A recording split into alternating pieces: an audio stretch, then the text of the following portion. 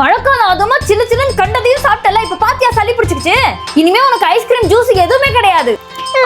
அப்பா எப்பயாவது தானே அதெல்லாம் சாப்பிடலாம். அம்மா சொன்னா கரெக்டா தான் இருக்கும். அம்மா சொல்ற மாதிரி கேளு.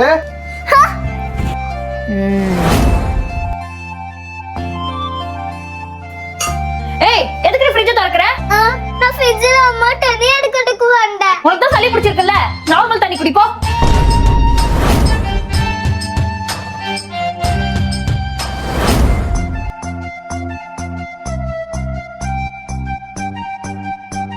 ஏய், என்ன பண்ற? அப்பா அம்மா கிட்ட மட்டும் சொல்லாதப்பா.